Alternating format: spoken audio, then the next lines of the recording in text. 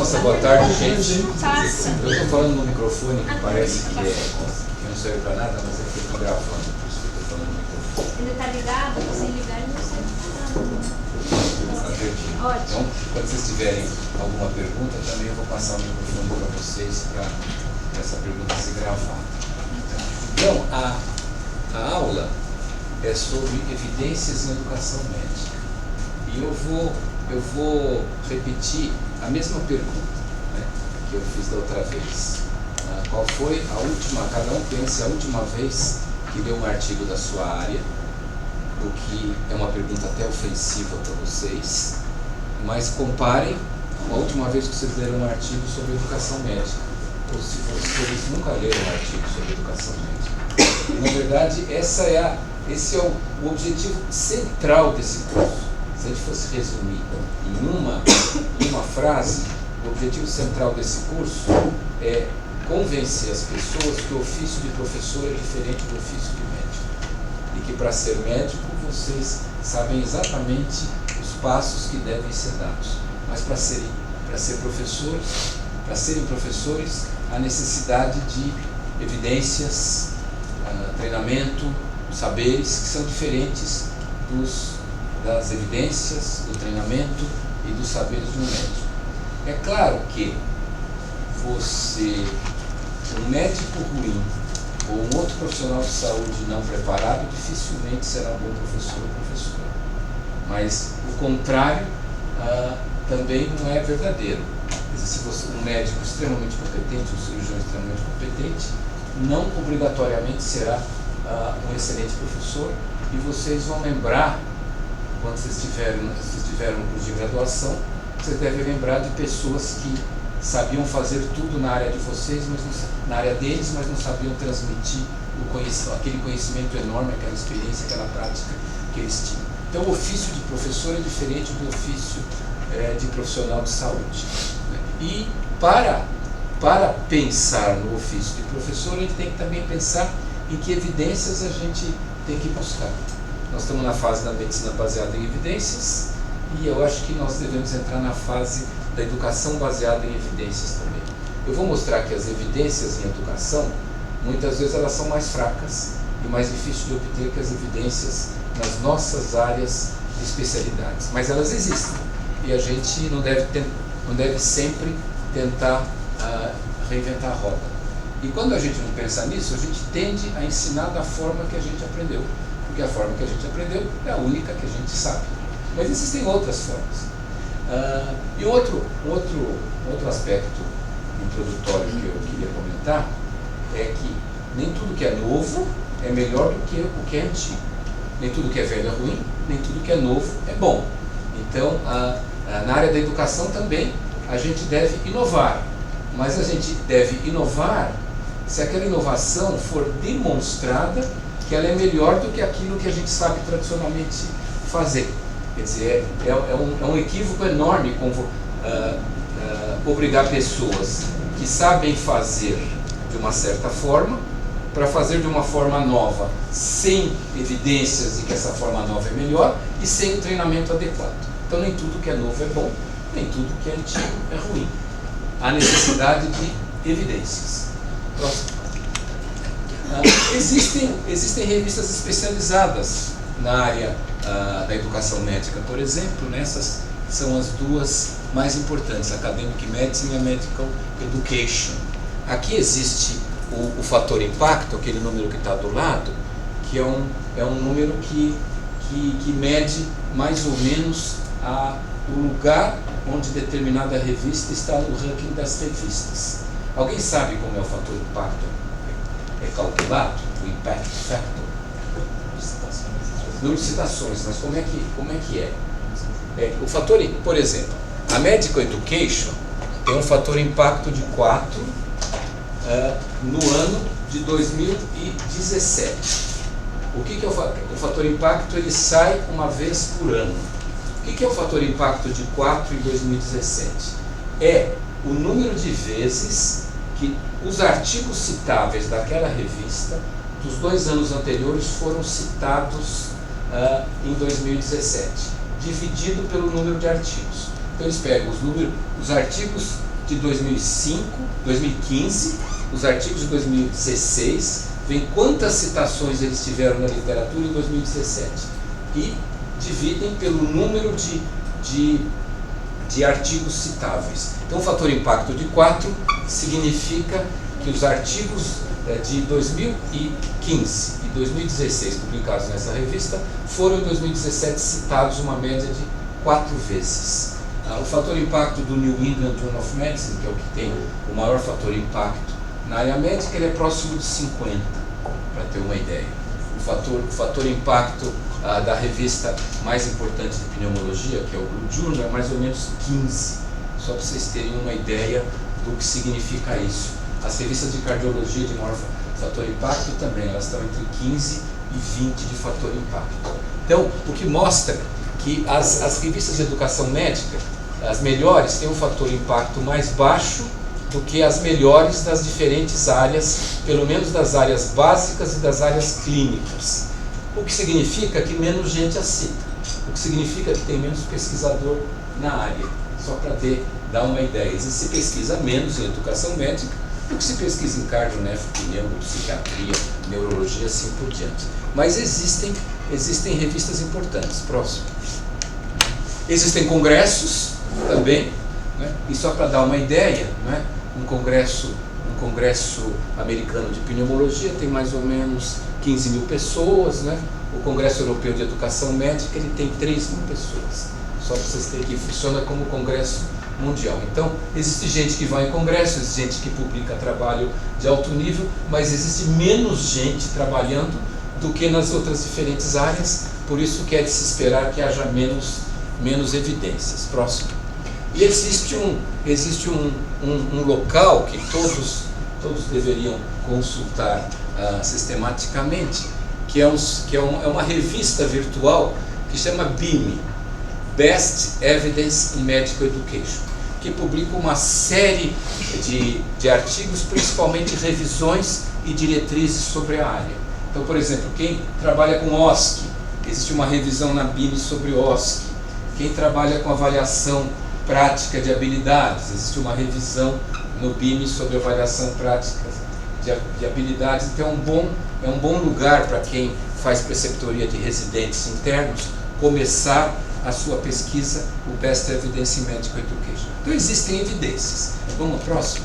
Né? Só que, na verdade, muitos dos pesquisadores dessa área e muitos dos professores que vocês ouvem falar nesse assunto, muitas vezes eles querem demonstrar uma convicção e não desenvolver um projeto de pesquisa com uma metodologia adequada.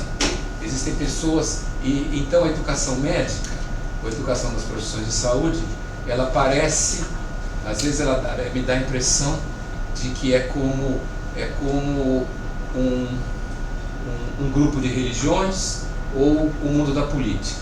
Existem os ecumênicos, existem os fundamentalistas, existem os que aceitam tudo, existem aqueles que defendem radicalmente seus pontos de vista individuais, mas é importante a gente buscar evidências, né? Existem religiões, existem tribos, existem grupos que defendem determinadas ideias, defendem honestamente determinadas ideias, mas o importante é sempre a gente olhar para essas questões procurando ter um olhar minimamente científico. Quer dizer, qual é a evidência, de onde isso veio, em que isso é baseado, em que teoria isso foi baseado, se houve alguma demonstração de que esse método de ensino, essa forma de ensinar é superior às outras, quais são as vantagens, quais são as desvantagens. Próximo. E eu vou começar com essa pirâmide do aprendizado. Quem conhece essa pirâmide do aprendizado? Levanta a mão. Muita gente já conhece. Passa o próximo. Se a gente entrar na internet, existe, se eu digitar Learning Pyramid, aparecem 51 milhões de entradas, né? E se eu digitar imagens, aparecem inúmeras imagens dessa pirâmide do aprendizado. Volta para a pirâmide do aprendizado.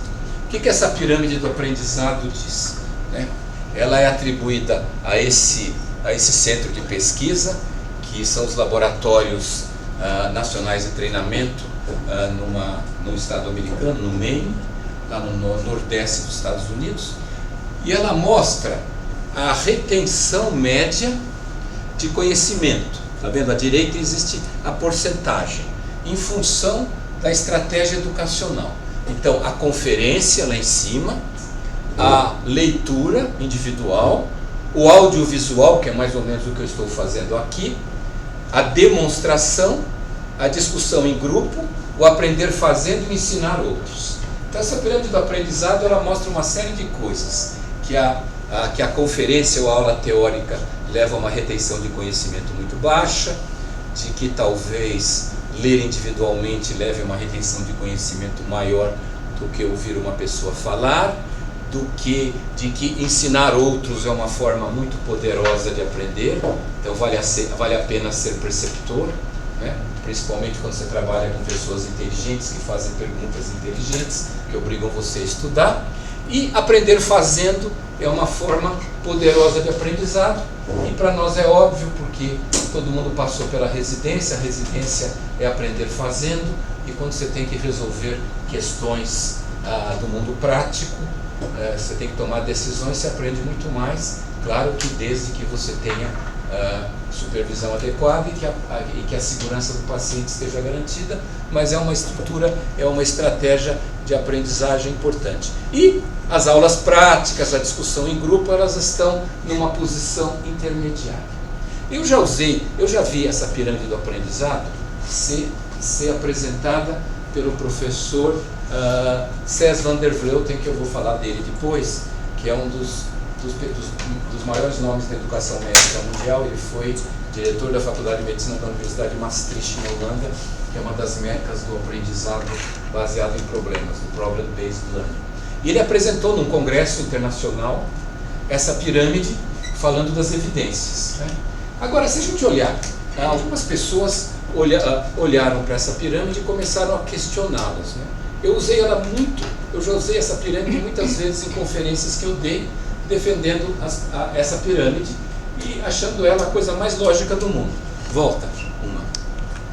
E talvez eu estivesse nessa situação, tentando defender uma convicção. Volta a próxima, né? Uma convicção de que conferência é uma forma inadequada de ensinar, de que aprender fazendo é importante e que ensinar é uma forma importante de aprender. Mas se a gente olhar isso com calma, e algumas pessoas começaram a questionar essa pirâmide, né? Vocês só gravam 10% do que vocês estudam. Não depende da motivação, né? Se eu for resolver ler o Cécio a partir da página 1 para me atualizar, vai ser o melhor indutor do sono, né? No segundo parágrafo eu vou estar dormindo. Agora, se eu abrir o livro para resolver um problema, de uma dúvida que levantaram numa visita e que eu não fazia a menor ideia de como resolver, é capaz de eu estudar horas e guardar tudo que eu li. Então, existem questões. Todo conferencista é tão ruim assim, né? Todo conferencista faz você só aprender 5%? E será que ensinar os outros leva a retenção de 80%, que é uma retenção altíssima? E quando a gente olha as teorias educacionais, o aprendizagem depende de uma série de outras coisas, que a Patrícia vai falar muito nas próximas aulas. Depende do conhecimento prévio, depende da motivação, né? Depende do momento em que você está na sua vida, depende da sua saúde mental naquele momento, depende dos fatores, depende de um monte de coisas. Então, de onde vem essas porcentagens? Aí, para as próximas. Aí teve um grupo de chatos, né, que resolveu estudar isso, e eles citam um trabalho até de pessoas que foram a esse laboratório para perguntar de onde vinham as evidências, que essa pirâmide do aprendizado é da época da Segunda Guerra Mundial. E nesse laboratório informaram a essas pessoas que os trabalhos originais não eram mais conhecidos, eles não foram publicados e não havia como dar essas referências, né? E eles descobriram que essa pirâmide do aprendizado tem origem desconhecida e e que ninguém realmente tem certeza de onde vieram aquelas porcentagens, acreditem se quiserem. E eles escreveram esse artigo, que é interessante vocês lerem, está naquela revista Journal of Curriculum Studies, e a pirâmide do aprendizado não tem nada a ver com a educação médica, ela é da educação em geral.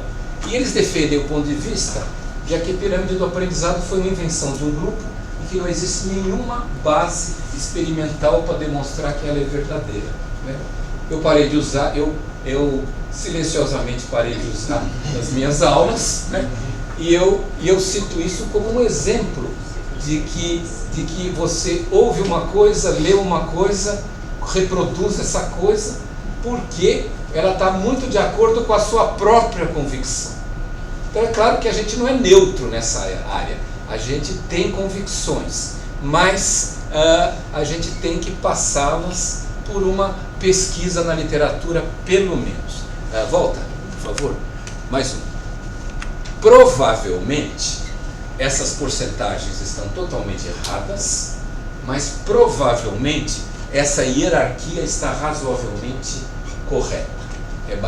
De uma forma geral, seria essa a conclusão.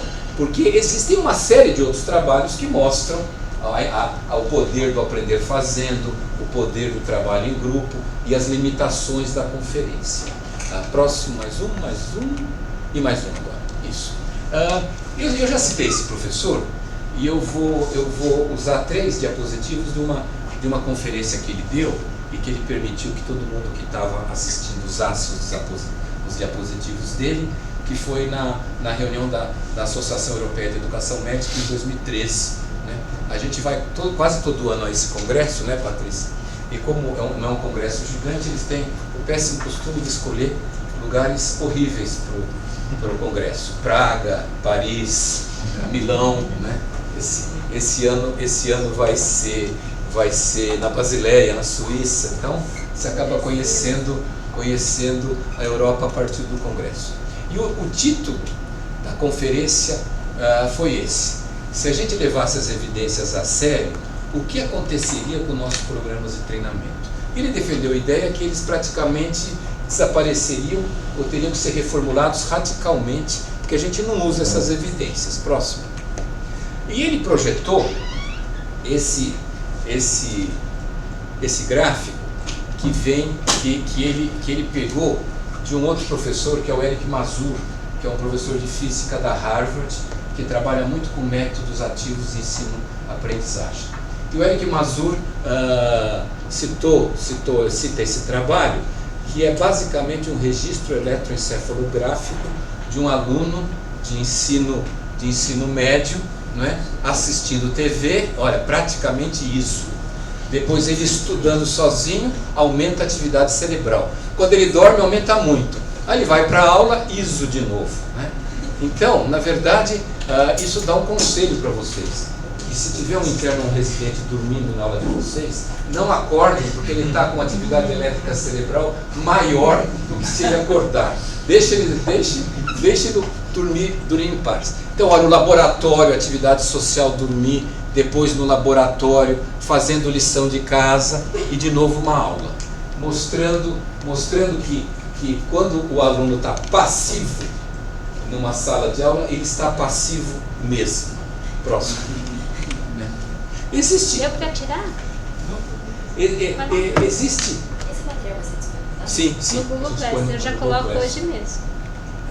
Deu? Claro que o que eu estou chamando de aula teórica é a conferência de uma pessoa falando e os outros ouvindo passivamente. Isso é aula teórica, ou o que eles chamam de lecture, ou conferência, né?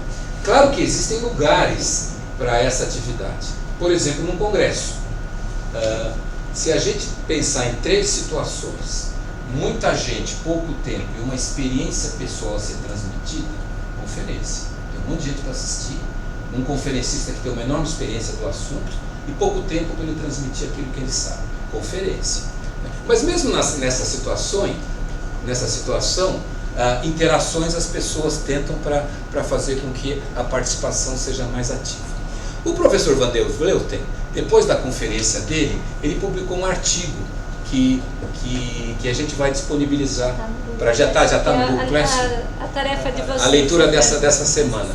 Que ele também fala a mesma coisa. O que aconteceria em educação se nós levássemos as evidências seriamente? Passa o próximo. E aqui eu estou resumindo o que ele falou na conferência. No artigo ele fala de uma forma um pouco mais complexa e ele chama a atenção que existem muitos conhecimentos que vêm da área da psicologia, né, e que a gente, na educação da saúde, a gente não leva muito a sério ou não conhece, né? Mas as áreas, segundo ele, nessa conferência, em que existem mais evidências, são essas 5. Avaliação de conhecimentos, habilidades e atitudes, com feedback permanente. Existem muitas evidências que a avaliação é uma forma extremamente poderosa de ensino. Agora, a avaliação tem que ser coerente com os objetivos educacionais. Então, se os objetivos educacionais, por exemplo, de um estágio de internato, são conhecimentos, habilidades e atitudes, a avaliação tem que ser coerente, tem que ser uma avaliação de conhecimentos, habilidades e atitudes. Mas ele chama muito a atenção para o feedback, para a devolutiva, de que toda avaliação deveria ser seguida de uma devolutiva, né? Quantos de vocês já olharam uma prova de bioquímica e tiraram 6, mas ninguém falou qual foi os 60% que vocês acertaram e os 40% que vocês erraram e por quê? Então, a avaliação sem devolutiva, ela se torna uma muito menos poderosa. O segundo é ensino em grupos pequenos, ou pequenos grupos, principalmente quando trabalho em equipe. Então, quando você faz esse grupo, interagir, discutir, participar, produzir algum resultado, né? Em terceiro lugar, sistemas em que existe um mentor ou um tutor que acompanha um aluno ou um grupo de alunos, ou um residente ou um grupo de residentes. Existem muitas evidências de que esse acompanhamento mais geral da formação geral tem um efeito grande na formação profissional. Ensino de competências gerais, também muitas evidências. Muitas vezes a gente esquece disso, porque a gente está no nosso estágio de internato e está ensinando oftalmo, otorrino, emergências cardíacas, né? Fisiopatologia do diabetes, né? Como atender uma criança, mas competências gerais, habilidade de comunicação, liderança, educação permanente, trabalho em equipe, né? Competências gerais. Tem um impacto grande na formação profissional e ensino das competências gerais. Agora, sempre tem que ser ligado ao item 1. Quer dizer, quando a gente define algum objetivo de ensino, esse objetivo de ensino ou de aprendizado teria que ser acompanhado de como essa competência foi adquirida, ou se ela foi adquirida. Então, ensinar competências gerais também tem que ser acompanhado de decidir, ou discutir, ou estabelecer quem vai avaliar e quem vai dar o feedback se essas competências foram adquiridas. E o aprendizado no trabalho, que é óbvio para todos nós, que é tão antigo como Hipócrates, né? Quer dizer que se você aprende fazendo, você tem um aprendizado profissional muito mais adequado. Se a gente olhar para um programa de internato, né, pensando no programa de residência, pensando nas evidências do professor Van der Vleuten, a gente teria uma pista para dizer, olha, isso tem que existir, porque isso, para essas áreas, existem evidências. E eu sei que na maior parte dos estágios aqui, as pessoas fazem isso, ou parte disso. Quer dizer, havendo necessidade não de começar do zero, mas de aperfeiçoar o que está sendo feito. Você quer falar? A tarefa da semana, o desafio da semana para vocês é olhar para isso e ir lá no Google Classroom se colocar o que eu faço disso, o que eu não faço, por que não faço, como poderia vir a fazer, pensando aí nessas evidências, né? Alguém quer compartilhar o que faz ou o que não faz? Vai lá, Kira, você que é o radical. Acho que grande parte da base assim, do que a gente está aprendendo aqui, a gente acaba já realmente abordando. Então, a primeira coisa que a gente trabalha nos PS, dentro do grupo já bem reduzido, né? Então são panelas de 10 a 12 pessoas, e a gente geralmente, quando vai fazer a maior parte das nossas atividades didáticas, são com manequins de simulação. Geralmente a gente reserva 2 salas do labiar, então dividem mais ou menos 2 grupos de meia dúzia de pessoas, 5 a 6 pessoas, para fazer uma estação baseada num caso clínico abordado no manequim de simulação. Então vocês estão trabalhando com pequenos grupos e o que ele chamou E o trabalho em equipe. Aprendizado do trabalho, né? Sim. Aprendizado do trabalho. E também trabalho em equipe, que vocês estão que a gente chama de tem profissões diferentes ou só médico? Só médico. Só médico, então é trabalho em equipe. A parte de competências gerais acaba ficando mais a gente sempre desce por isso para discutir casos no pronto-socorro e realmente uma abordagem um pouco mais passiva que a gente acaba fazendo, né? Mas eles vão estar acompanhando, a gente, às vezes alguma situação um pouco talvez mais complexa, a gente até acha como abordar, como comunicar uma má notícia, uma coisa do tipo, a gente, de vez em quando se aparece algum caso relevante, a gente entra para fazer a comunicação. Vocês fazem feedback? Isso, e a parte de conhecimento. Então eles têm uma prova teórica, basicamente, tanto testes como discursiva, que no final a gente faz uma discussão sobre o caso, passa a correção da prova e discute os casos com eles. Vocês dão feedback? Damos feedback. Não individualmente, mas como num grupo todo, né? Pelo tempo a gente não consegue passar um feedback individual para cada um deles. E a gente faz uma prova prática que aborda tanto uma prática teórica, né, que não estavam dentro do modelo da residência, né, algumas questões no computador, alguma questão mais de associação e uma estação de simulando uma CLS, mais ou menos, que aí sim a gente passa um feedback individual assim que ele faz a prova. Beleza, então eu posso indicar que você faz trabalho em pequenos grupos, usa aprendizado no trabalho em equipe é legal, mas não está naquela evidência, e você faz o feedback. A questão é que mesmo fazendo, a gente às vezes faz intuitivamente. Você faz porque alguém disse que era bom fazer, não necessariamente foi estudei que isso é evidência, vou fazer. E mesmo quando a gente faz o feedback, como é que é esse feedback? Como é que é esse feedback? O que eu posso fazer para fazer melhor isso?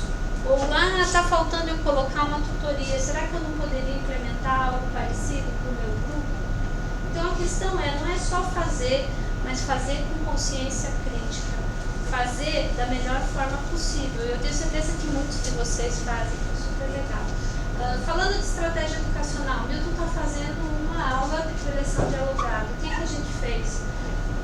Começa a usar 2 estratégias, usa a lousa e usa o slide. Isso favorece uma movimentação que prende mais a atenção do aluno. O que mais que a gente fez? Devolve para vocês falarem. Isso quebra um pouco a coisa de ficar só centrado na gente. Outra coisa que a gente faz muito é essa coisa de dividir o espaço. Ele fala que você quer complementar, é super interessante dividir o espaço de uma aula com outro professor, ou mais 2 professores e cada um contribui. Mas aí ficam mais 2 experiências e estratégias educacionais. Perfeito. Passa próximo.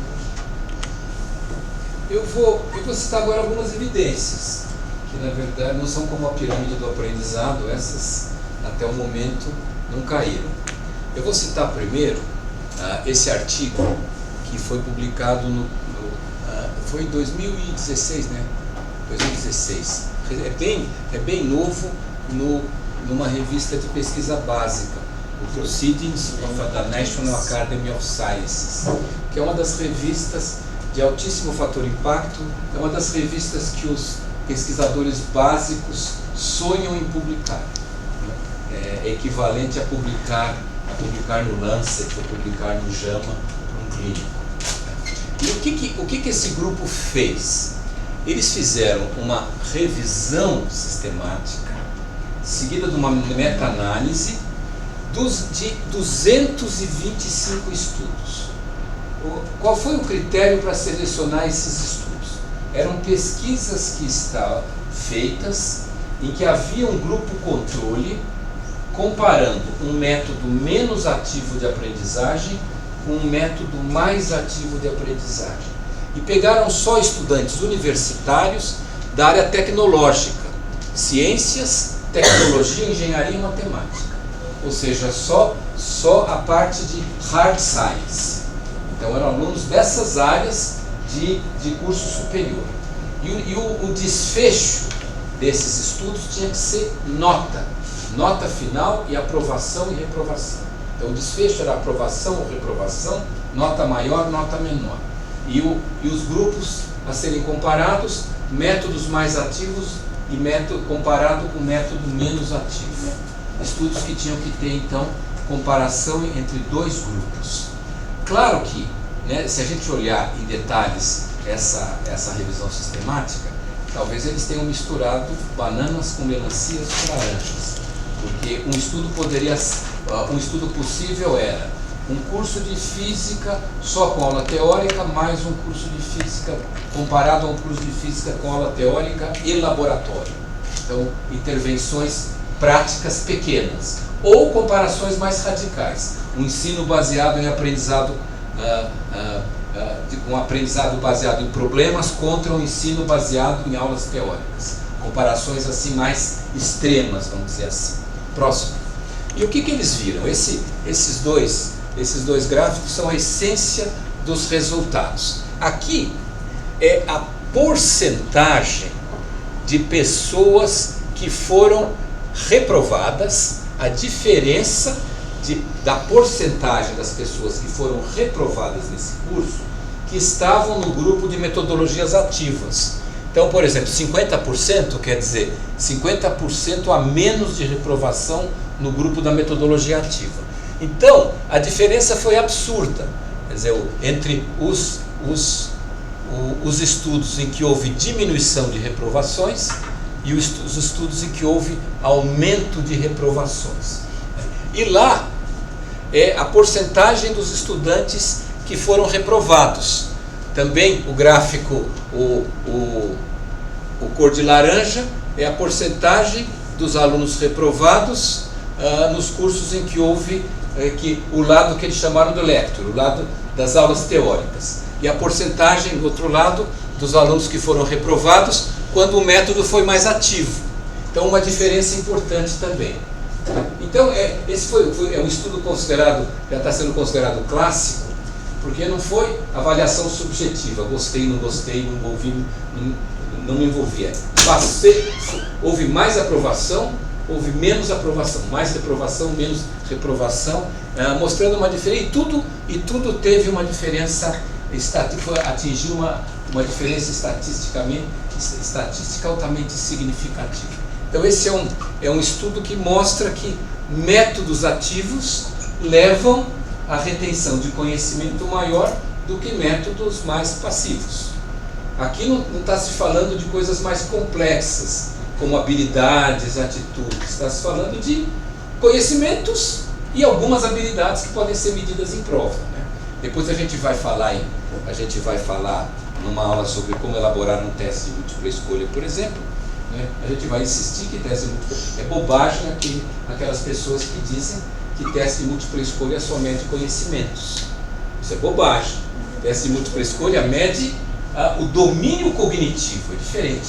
E o domínio cognitivo ele envolve conhecimentos, dilemas morais, habilidades, até muitas delas complexas, raciocínio, síntese. Então, por exemplo, um problema extremamente complexo de matemática, que envolve um raciocínio extremamente complexo, a resposta pode ser 5 alternativas numéricas.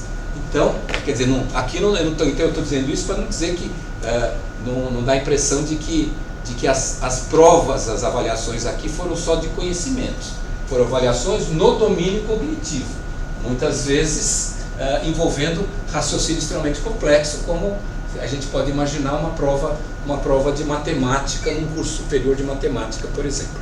Próximo. E o segundo artigo que eu queria citar, que a gente vai pôr também para vocês lerem, né? Ele saiu o ano passado no New England, 2017.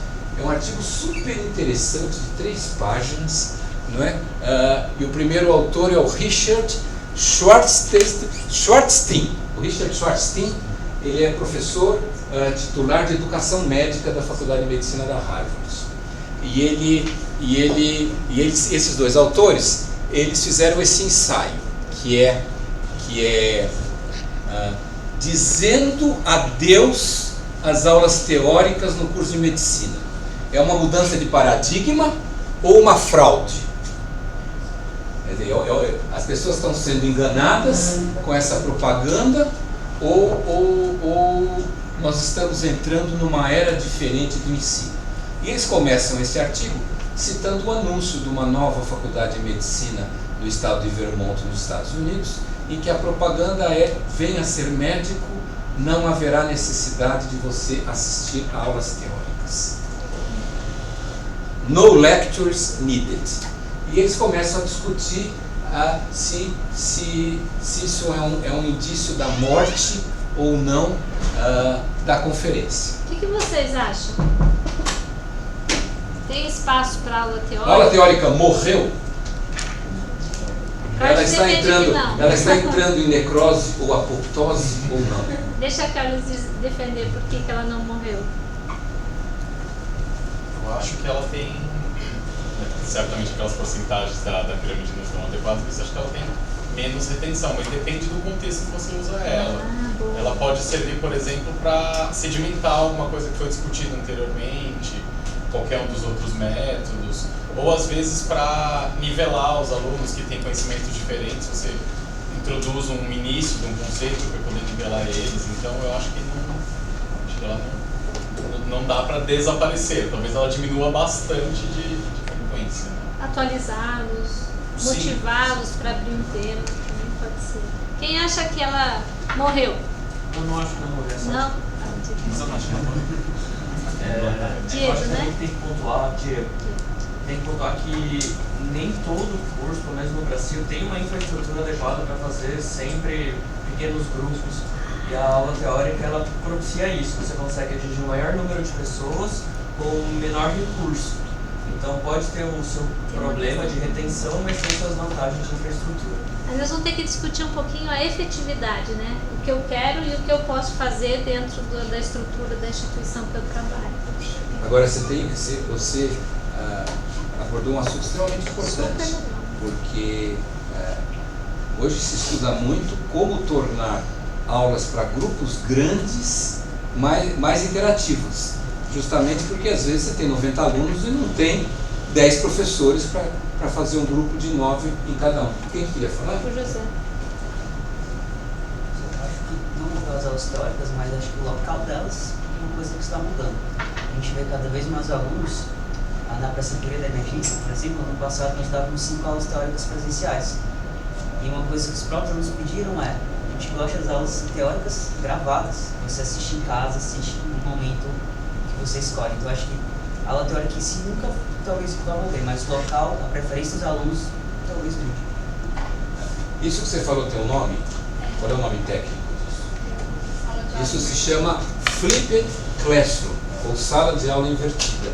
É um método que todo mundo usa há séculos, ou até, mas que alguns professores deram esse nome, Flipped Classroom, sala de aula invertida, que justamente é a aula em casa e o exercício na sala de aula, por isso que é invertido. Porque eu imagino que eles assistem a aula a hora que eles querem, no lugar que eles querem, e depois eles vão discutir as dúvidas com você. Então o exercício é na sala de aula e a sala de aula em casa. Bruna, você estudou numa escola que era PBL, Federal de São Carlos. O que você quer comentar sobre isso? Não, o senhor perguntou o nome dessa estratégia e eu ia responder que era sala de aula invertida. Mas é a mesma coisa, é a tradução para Flipped Classroom. Era só isso. Mas com relação à minha experiência, assim, eu acho que eu fiz uma faculdade completamente ativa, né?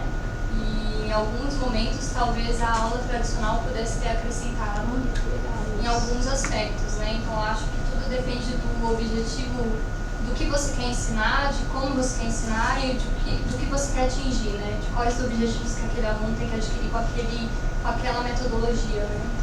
Então, acho que não morreu não. Só para complementar que eu acho que não morreu a aula, principalmente Bruna. Bruna e Bruna. Não, porque a gente tem muito pouco tempo, a gente tem uma carga muito grande para passar de conhecimento e um tempo muito curto. Então, construir o aprendizado é super importante, mas a gente não consegue fazer isso com toda a carga teórica que a gente precisa passar. Então, eu acho que dificulta. Então, a conclusão desse grupo é que a aula teórica não morreu, mas ela está mudando de lugar. Então, eu vou mandar o artigo para ver se vocês concordam com o autor, tá bom? Passa. Vou colocar hoje. Qual que é a conclusão do artigo? Bem resumido. Eles dizem o seguinte, que a conferência, entendida como um professor falando a um grupo de alunos sem interação, está realmente morta.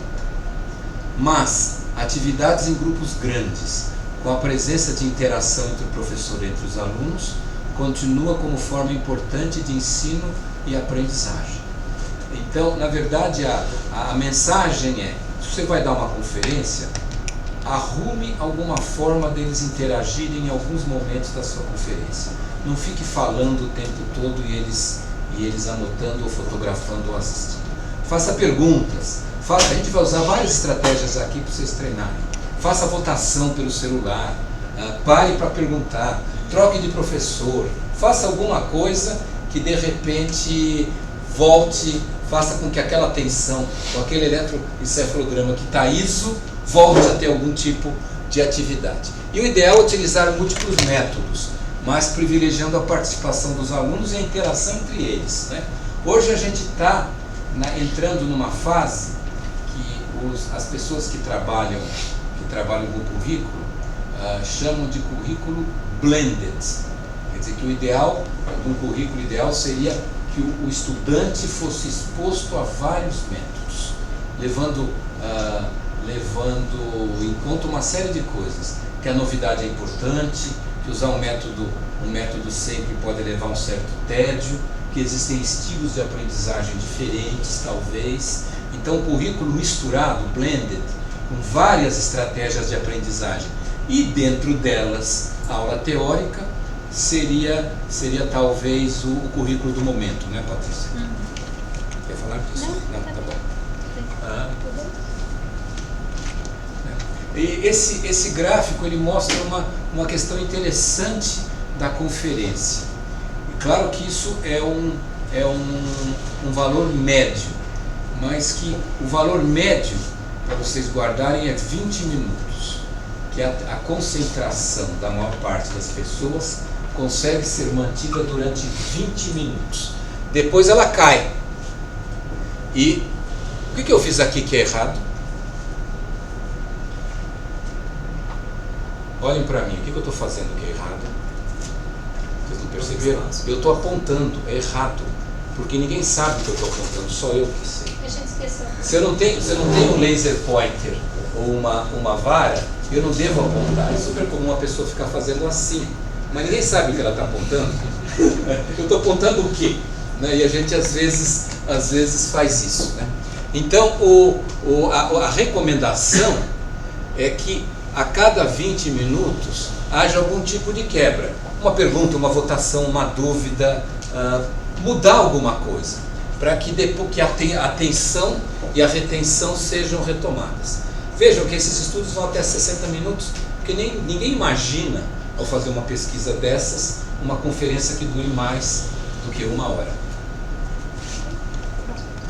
Isso se chama a regra do 20-20. Cada 20 minutos dá uma quebrada. Essa quebrada tem que ser de muito tempo, não necessariamente. Pode ser 3 minutos, 5 minutos, ou agora eu dei essa ideia, discutam aí entre vocês dois se a aula teórica morreu ou não, em dupla mesmo. Não precisa nem compartilhar, mas aquilo quebra. Ou quando você fala alguma coisa muito que mexe com as pessoas, você percebe que a turma ficou meio mexida, diz, opa, estão querendo falar, né? Então 2 minutos para vocês trocarem uma ideia aí. Aí alguém pode dizer, mas eu não queria trocar ideia, ouve o outro, mas o outro também não queria, então é só um tempo de parar e retomar, ok? Faz isso que dá sempre certo. É o 20-20. E quando você olha também assim, que a turma está baixando o rendimento, está ficando meio quietinho demais, também é uma hora de dar uma mexida. A dica é, olhe, não é uma interação social, aprendizado, olhe para as pessoas. Não fale só para você, fale com elas. Posso? E tanto o Liaison Committee on Medical Education, que é o sistema americano de avaliação dos cursos de medicina, como o SAEM, o Sistema de Acreditação de Escolas Médicas, que é um sistema novo de avaliação e acreditação de curso de medicina no Brasil, financiado pelo Conselho Federal de Medicina, os dois, na avaliação dos cursos de medicina, tem itens que incentivam a instituição a usar predominantemente métodos ativos de ensino-aprendizagem. Predominantemente, não exclusivamente. Próximo.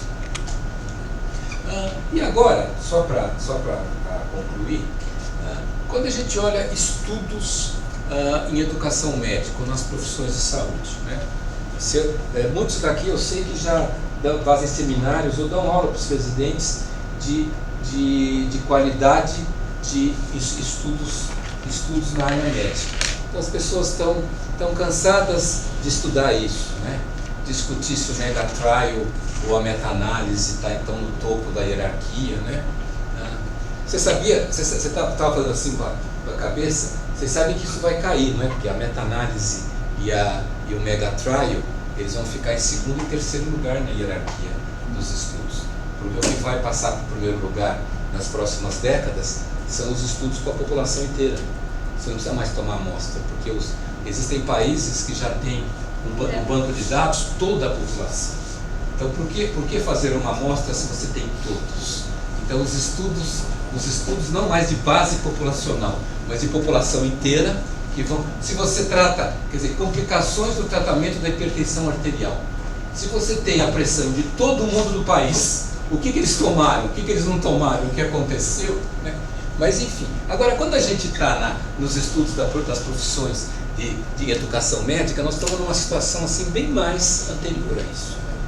Então, muitas vezes a gente olha revistas ou congressos e a gente vê só relatos de experiências, né? Eu fiz isso e funcionou. Seria o relato de caso na medicina, o relato de experiências da educação médica. É claro que, assim como o relato de caso em medicina, o relato de experiências na área educacional, ele tem o seu lugar, para mostrar que alguém fez e que deu certo ou não deu certo, para você não reinventar a roda. Mas eles estão numa hierarquia bem inicial, né? Claro que um relato de experiências ele pode ter uma avaliação dessa experiência, uma visão crítica da experiência, mas eles estão lá embaixo, né? Um estudo considerado mais adequado seria um estudo que tem uma pergunta, que responde a uma pergunta e que tem um desenho experimental adequado para responder essa pergunta. O desenho experimental na área educacional é um pouco diferente. Muitas vezes ele é o que a gente chama de quali-quanti. Ele usa dados quantitativos e dados qualitativos. E a gente é muito acostumado a pesquisas só quantitativas. E às vezes a gente tem dificuldade em aceitar, entender ou reconhecer como ciência de alta qualidade estudos qualitativos. Outras áreas já sabem disso há muito tempo, né? A área da política e a área do marketing já sabe disso há muito tempo, né? A gente vai ter uma eleição esse ano, não sei quem vai ser os candidatos, né? Mas vamos imaginar o candidato, não vou citar nenhum candidato A e candidato B. Que o candidato A tem 40% de intenções de voto, né? Isso é uma pesquisa quantitativa. Mas os marqueteiros desse candidato A, eles não querem saber isso. Eles querem saber o porquê. Então eles fazem um grupo focal. E eles reúnem pessoas que dizem que vão votar no candidato A e pessoas que dizem que não vão votar no candidato A, em grupos diferentes. E perguntam por quê. Por que você vai votar nele? E por que você não vai votar nele? E essa avaliação qualitativa, às vezes leva a porquês que a avaliação quantitativa não revelou. Então, a gente combina muitas vezes as duas coisas. Mas precisa de gente que tenha experiência em pesquisa qualitativa. Na área de marketing também é óbvio. Porque eu quero lançar um novo automóvel, né? Vem aí o Mustang, né? Novo Mustang. Então, quem compraria o Mustang? Quem jamais compraria o Mustang? Vamos reunir quem compraria e quem não compraria e dizer por que compraria e por que não compraria. E aí o marketing se adequa a isso. Pesquisa quantitativa associada à pesquisa qualitativa. Quem trabalha com pesquisa qualitativa aqui no grupo? É como eu desconfiava. Ele é muito comum na área da educação, então eu preciso falar duas coisas para vocês, que foi algo também que para mim foi novidade e talvez seja para algum de vocês. Quando a gente trabalha com dados quantitativos, a gente fala de meta-análise, o Milton acabou de falar. Sabe como é que é o referente a isso na pesquisa qualitativa? Chama meta-síntese. Então existe um jeito de você reunir trabalhos qualitativos e fazer com isso uma impressão geral e um resultado que fale de todos eles. Mas qualquer trabalho qualitativo vale. Então, eu preciso contar para vocês também que do mesmo jeito que tem o JADAD para dados quantitativos, para esses megatrails, para a gente analisar artigos, existe também o CASPED que fala sobre a qualidade de pesquisas qualitativas. Então, existem outras formas, outros protocolos de avaliação da qualidade dessas pesquisas na modalidade qualitativa. Isso é bem interessante, porque vocês vão ver alguns estudos de educação e vale vocês olharem para eles pensando, será que isso tem qualidade ou é só um relato de experiência ou esses dados são confiáveis ou não? Eu posso usar isso como que grau de segurança? Então, mais para frente, depois que a gente tiver interesse, a gente pode discutir um pouquinho isso. Isso é só uma curiosidade. Então seria o nível 2, quer dizer, eu tenho uma pergunta e eu faço um desenho experimental adequado. O terceiro já é mais complexo, é comparar dois grupos, comparar duas estratégias, comparar o grupo A com o grupo B. Eu vou com esses estudos que eu citei aqui. Comparar uma metodologia ativa com uma metodologia menos ativa. Comparar um ensino usando simulação com um ensino não usando simulação. Não é simples, porque existem pessoas que questionam a ética de haver grupo controle em estudos educacionais, existem, né? E os grupos, eles são, para a gente fazer um estudo de grupos paralelos, que seria o que a gente admite como adequado no tratamento, no estudo de duas técnicas, duas intervenções terapêuticas, estudo prospectivo randomizado de grupos paralelos. Para fazer grupos paralelos, o estudo não pode ser cegado, né?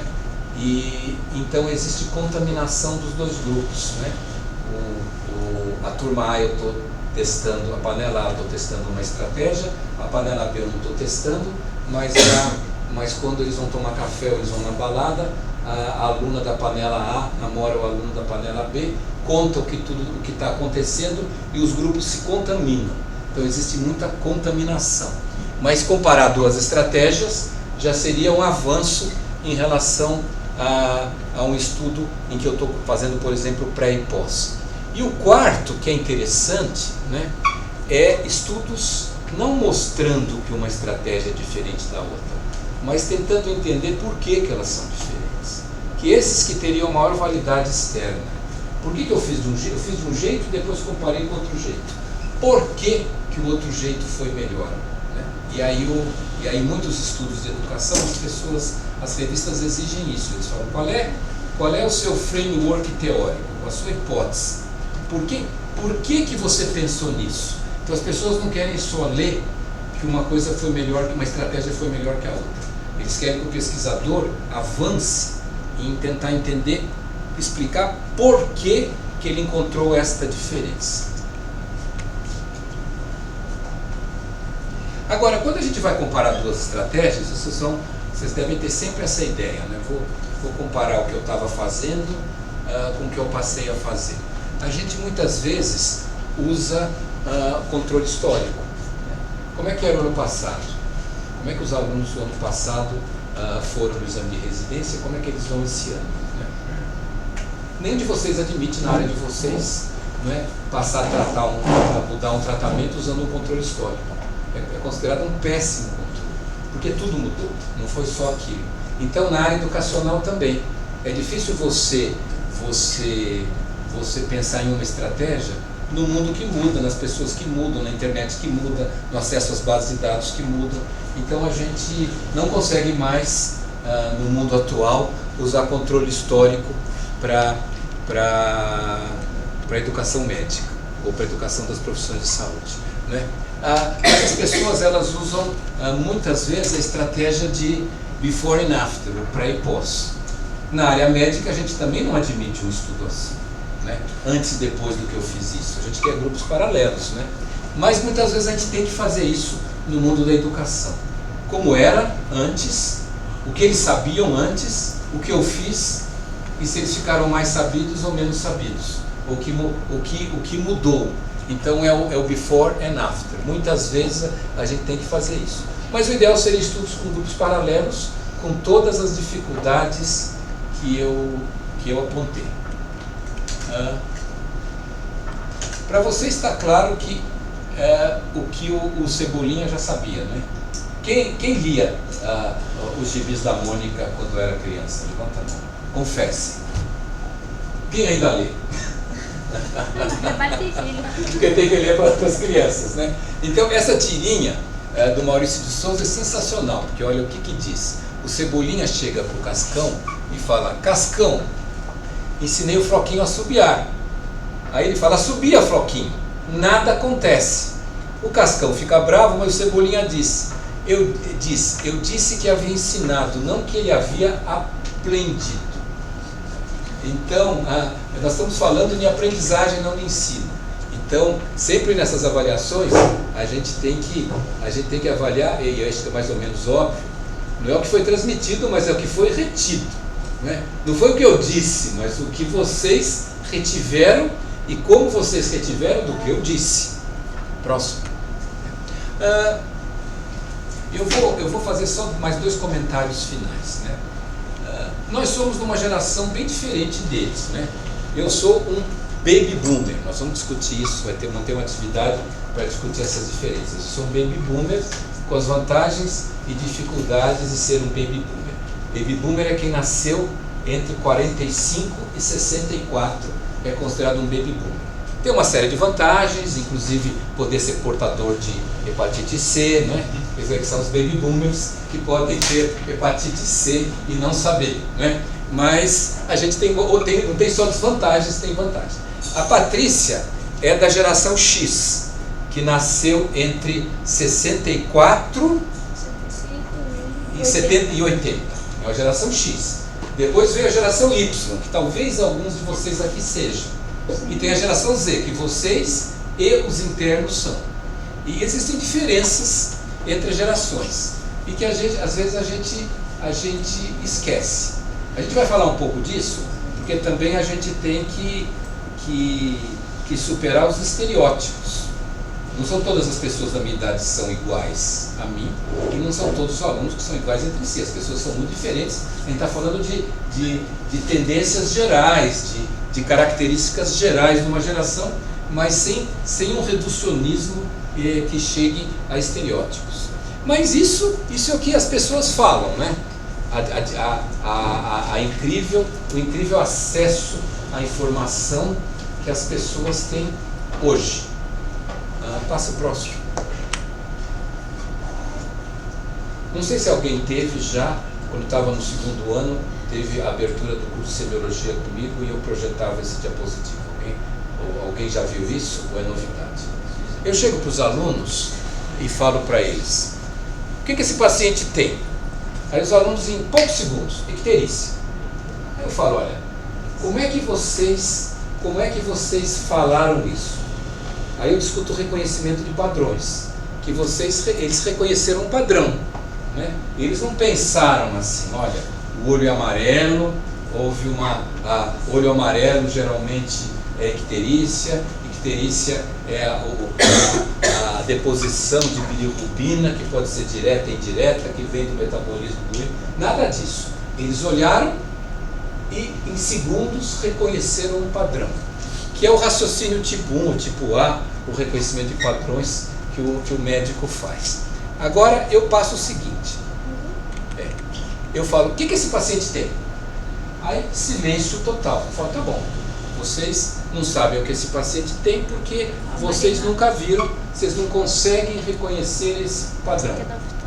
Então o que eu falo para eles? Agora, então, já que vocês não conseguiram usar o raciocínio de reconhecimento de padrões, vamos usar um raciocínio mais complexo e vamos usar os sentidos que a gente tem. Então vamos usar a capacidade de observar. Vamos observar. Aí rapidamente as pessoas falam, o que esse homem tem de diferente? Vocês acham? Eles falam, não. Eles falam, a pálpebra está mais caída, a pálpebra esquerda está mais caída. Tá bom. Isso se chama ptose. Então eles têm uma ptose palpebral unilateral. O que mais que eles têm? Aí eles falam, não, as pupilas estão de tamanho diferente. Aí eles falam, não, eu não sei se a direita está dilatada ou a esquerda está contraída. Aí vamos usar um outro componente do raciocínio complexo. Vamos usar o pensamento lógico, uma associação de ideias. Pensamento lógico.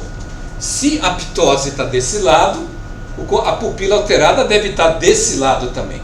Então o paciente tem uma pupila diminuída do lado esquerdo, que é miose. Então ele tem uma ptose e uma miose unilaterais.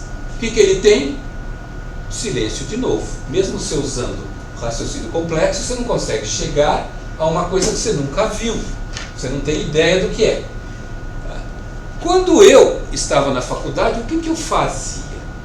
Eu tinha que procurar um professor para perguntar para esse professor. Pode parecer óbvio o que eu estou dizendo, mas para alguns professores mais velhos não é tão óbvio assim. Procurar um professor. Se eu não encontrasse um professor, eu ia na biblioteca procurar um livro. Mas os livros geralmente não são organizados por sinais e sintomas. Eles são organizados por doenças, por aparelho, por sistema. Então eu ia perder um tempão. O que vocês fazem hoje? Passo próximo. Ptose e miose no Google. Síndrome de Horner, na primeira linha. A Wikipedia sabe. Então o acesso ao conhecimento, ele mudou radicalmente mesmo. Né? Então, as estratégias como sala de aula invertida, uma série de outras, tem que levar em conta isso, senão as pessoas ficam entediadas, porque é diferente mesmo. Né? Eu precisava do professor para fazer esse diagnóstico. Eles não precisam, vocês não precisam. Não precisam. Claro que a gente tem que ensinar para os alunos que a Wikipedia não é a melhor forma de adquirir conhecimento. Quais são as bases de dados confiáveis, como que você começa uma pesquisa bibliográfica. Mas a resposta, o acesso é... Então, na hora que a gente pensa em evidências na educação, a gente tem que colocar uma outra coisa, um outro fator que é extremamente importante. É o acesso ao conhecimento. E uma vez eu falei disso, num congresso da Associação Brasileira de Educação Médica, da ABEM, e um professor levantou a mão, bravo comigo, e falou: você está enganado, não é acesso ao conhecimento, é acesso à informação só, e informação não é conhecimento. Esse professor estava totalmente desatualizado, porque através da internet a gente tem acesso ao conhecimento, sim. Você pode pegar um filme do Stephen Hawking dando uma conferência. Você pode entrar num site e conversar com o prêmio Nobel, tirar uma dúvida. Então você tem acesso, não só à informação, você tem acesso a um monte de coisas. Né? E isso mudou, isso tem que mudar a educação, e as evidências que vêm nesse sentido, elas falam na dificuldade das pessoas se manterem numa atividade de ensino que parece para elas muito menos produtiva do que se elas estivessem fazendo outra coisa. Então isso a gente tem que levar isso muito a sério, porque certamente a aula que a gente prepara com muito cuidado e a gente dá com muita competência, um aluno que usa muito, que tem acesso a muitos sites, ele pode encontrar essa aula gravada, dada por um professor melhor do que eu. E que a aula é mais clara, é mais fácil de entender, os diapositivos estão mais claros. A gente tem que ter conhecimento claro dessa realidade, e o papel do preceptor, do professor, tem que mudar nesse contexto. Próximo. E a última coisa que eu queria falar é disso. Vocês já ouviram falar de efeito Hawthorne? Quem já ouviu falar? Nossa, que bom, estou falando coisas novas. Hawthorne era uma cidade perto de Chicago, e essa é a foto dessa fábrica que havia em Hawthorne, que era uma fábrica de telefones da Western Electric. Essa fábrica que é a de Hawthorne, ela ficou famosa porque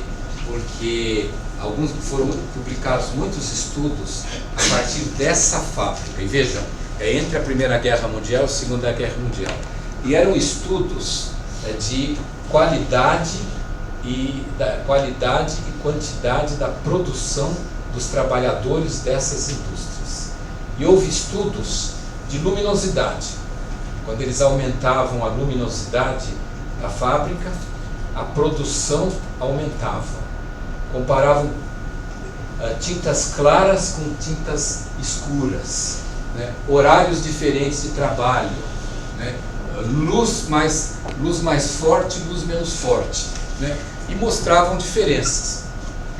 E depois, isso foi demonstrado que grande parte desses estudos eram completamente furados, porque na verdade o que estava sendo medido era o efeito do cuidado e o efeito e a influência da pessoa a ser observada.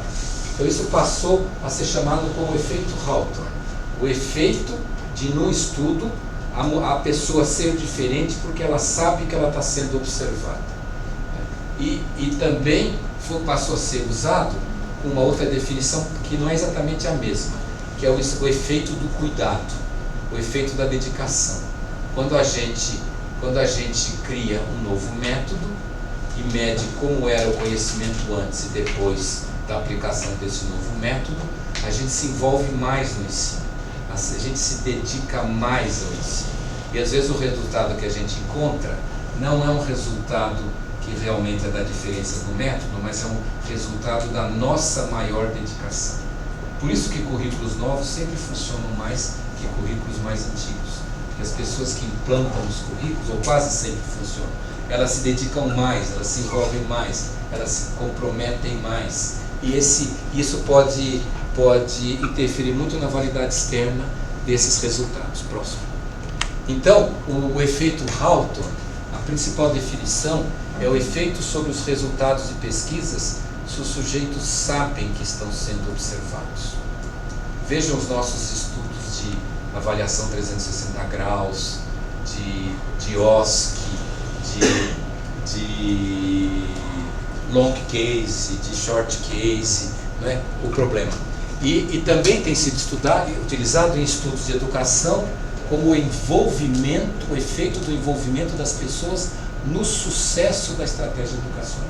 Então é muito difícil estabelecer a magnitude desse efeito, mas quando vocês forem ler uma série de estudos, tem que lembrar disso. Quer dizer, como é que foi o desenho desse estudo? Ele usou estratégia quantitativa ou qualitativa e ele tentou controlar para o efeito das pessoas serem observadas ou controlar para o entusiasmo dele o que ele tinha bolado. Próximo.